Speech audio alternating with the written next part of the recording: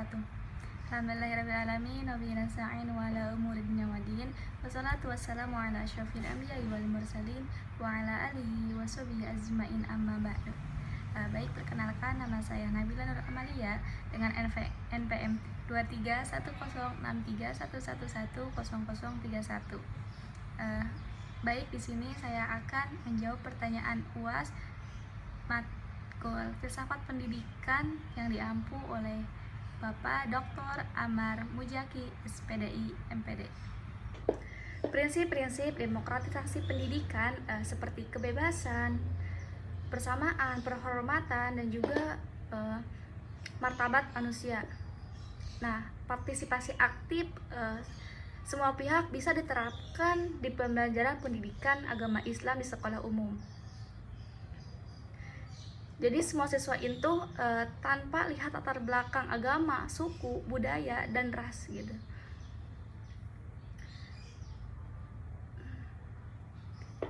Dan siswa juga punya hak sama buat dapat pelajaran agama dan ikut aktif dalam proses belajar. Nah, guru juga harus ngasih ruang buat siswa buat nanya, diskusi, bahkan ngasih pendapat. Bukan cuma nerima materi secara satu arah saja gitu. Jadi biar prinsip demokratisasi pendidikan ini bisa jalan di pendidikan agama Islam di sekolah umum, guru juga harus adaptif sama teknologi. Nah, kurikulum perlu diupdate biar relevan, dan literasi digital siswa juga harus ditingkatkan supaya bisa bedain nih mana yang fakta dan juga mana yang hoax kayak gitu. Dan juga dalam konteks PA ini, prinsip demokrasi ini bisa diwujudkan kayak lewat pembelajaran yang terbuka, juga menghargai perbedaan pendapat dan juga latar belakang siswa. Jadi nggak ada diskriminasi buat siswa minoritas agama di kelas umum gitu. Dan juga tapi di era digital ini kan penerapannya nggak selalu mulus, tentunya ada tantangan. Pertama itu banyak guru dan siswa yang belum melek digital gitu. Jadi belum maksimal manfaatin teknologi buat pembelajaran agama. Nah, kurikulum PAI kadang masih kaku dan juga fokus ke hafalan, belum banyak integrasi sama teknologi atau kebutuhan generasi digital. Ibnu Khaldun memandang pendidikan sebagai proses bertahap yang menekankan perkembangan akal atau intelektual dan juga adab, yaitu moral ataupun akhlak. Pendidikan menurut Ibnu Khaldun bertujuan untuk membentuk manusia yang berkepribadian baik, berakhlak mulia, dan berkontribusi bagi masyarakat melalui pengembangan potensi, akal, dan pembiasaan adab yang luhur. Kurikulum Merdeka dalam pembelajaran PAI menekankan fleksibilitas, diferensiasi, penguatan karakter, dan integrasi antara pengetahuan, keterampilan, serta nilai-nilai karakter sesuai profil pelajar Pancasila. Nah, sintesis konsep pendidikan Ibnu Khaldun dan model pembelajaran PAI berbasis kurikulum merdeka dapat diaplikasikan dengan menekankan proses bertahap, pengembangan akal dan juga adab. Nah, pengembangan berdiferensiasi, integrasi teori dan praktik, serta penilaian holistik. Rancangan pembelajaran PAI di SMP harus mengembangkan potensi intelektual sekaligus karakter siswa, sehingga mereka mampu berpikir kritis, berakhlak mulia, dan berkontribusi positif bagi masyarakat. Kiai Haji Ahmad Dahlan sangat menekankan pentingnya menggabungkan ilmu agama dan juga sains dalam pendidikan. Menurutnya, dua hal ini nggak boleh dipisahkan karena keduanya saling melengkapi. Nah, kalau cuma fokus ke agama tanpa sains pengetahuan, kita jadi kurang luas. Sebaliknya, kalau cuma sains tanpa agama bisa bikin moral dan etika kita jadi goyah. Nah, ini relevan banget buat menghadapi masalah dan dekadensi moral di kalangan pelajar sekarang yang sering kebingungan antara ilmu pengetahuan dan juga nilai-nilai agama. Dengan integrasi ini, pelajar nggak cuma paham teori agama, tapi juga bisa melihat aplikasi nilai agama dalam ilmu pengetahuan dan kehidupan sehari-hari, sehingga karakter bisa lebih kuat dan juga moralnya terjaga. Kiai Haji Hasyim Asy'ari menekankan pentingnya akhlak dalam pendidikan, terutama sikap tawadu atau rendah hati terhadap guru. Nah, menurut beliau, sikap tawadu ini bukan cuma soal sopan santun, tetapi juga kunci sukses supaya ilmu bisa diterima dengan baik dan membawa berkah. Murid yang sombong atau meremehkan guru justru akan sulit mendapatkan ilmu yang bermanfaat.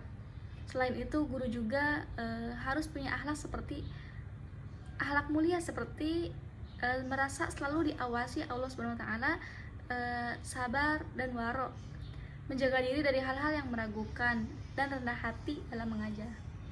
Nah, analisis pemikiran Kiai Haji Hasyim Asy'ari dalam konteks pengembangan karakter, yaitu pemikiran Kiai Haji Hasyim Asy'ari ini sangat relevan untuk membangun karakter siswa di pembelajaran PAI.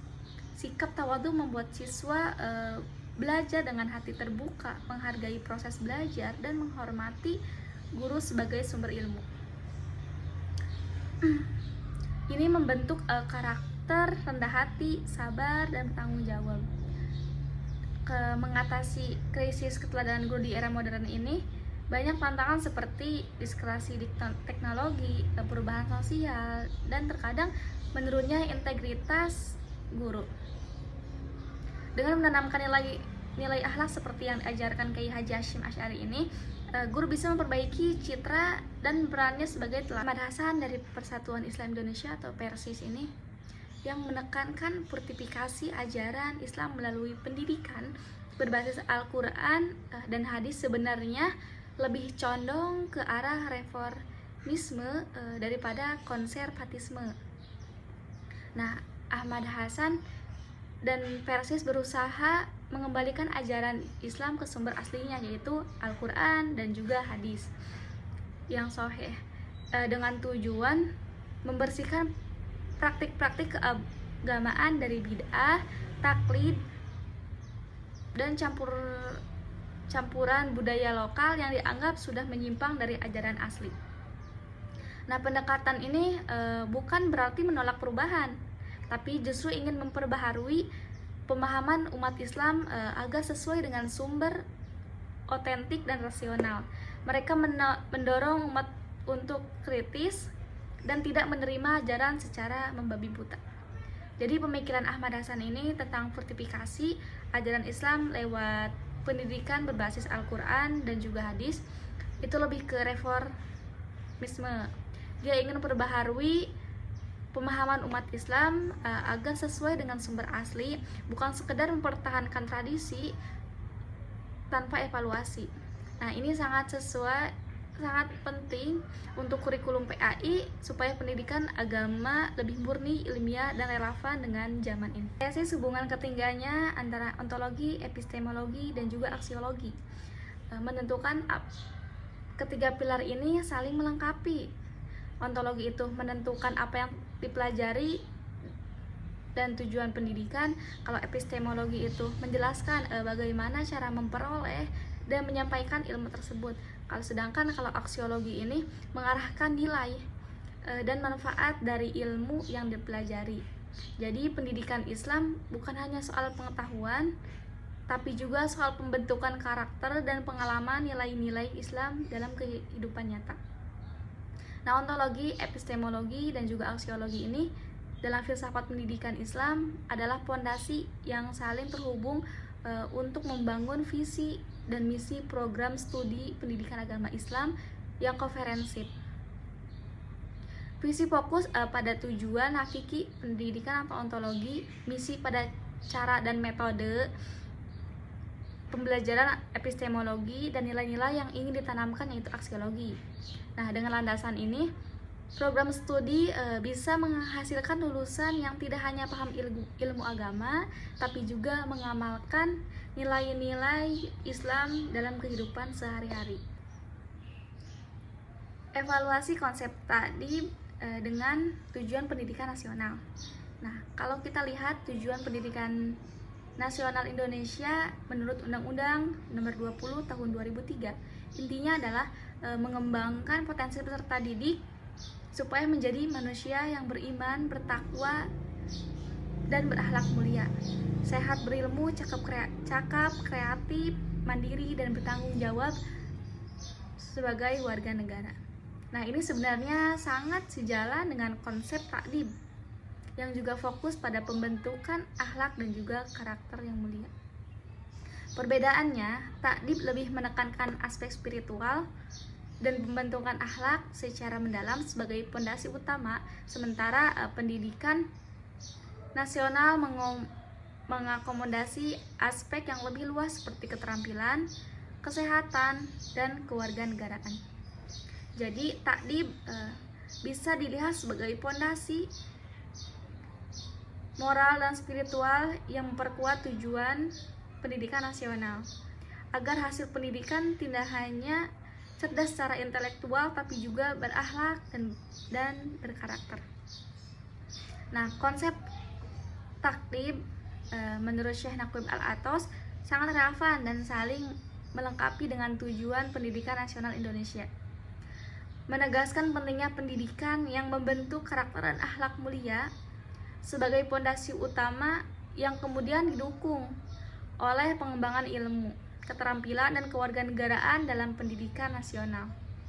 Dalam LPPPAI, konsep ini bisa diterapkan dengan menekankan pembentukan akhlak dan spiritual sebagai bagian tak terpisahkan dari proses pembelajaran. Al-Faruqi menekankan pentingnya mengintegrasikan ilmu pengetahuan modern dengan nilai-nilai Islam melalui prinsip tauhid sebagai landasan utama. Jadi, pembelajaran tidak hanya mengajarkan ilmu sosial secara umum, tapi juga mengaitkan dengan ajaran Islam agar ilmu tersebut bermakna dan bermanfaat secara spiritual dan juga sosial.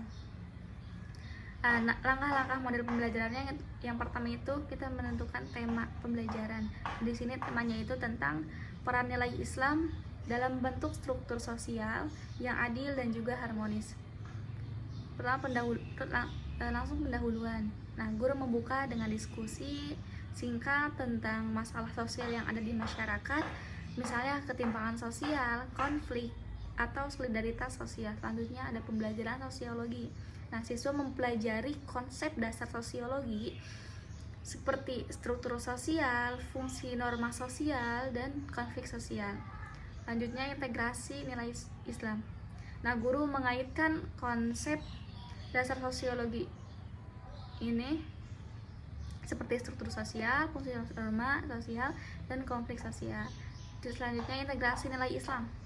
Nah, guru mengaitkan konsep sosiologi dengan nilai-nilai Islam, misalnya keadilan sosial dalam Islam, pentingnya ukhuwah atau persaudaraan, dan juga larangan terhadap penindasan. Selanjutnya ada diskusi interaktif. Nah, siswa berdiskusi bagaimana prinsip tauhid dan ajaran Islam bisa menjadi solusi atau masalah sosial yang dipelajari. Misalnya, bagaimana nilai keadilan dan kasih sayang dalam Islam bisa mengurangi ketimpangan sosial. Selanjutnya ada proyek aksi nyata. Nah, siswa membuat kegiatan sosial di sekolah ataupun lingkungan sekitar yang mencerminkan nilai siswa dan pemahaman sosiologi seperti gotong royong, kampanye, anti bullying, atau penggalangan dana untuk membutuhkan.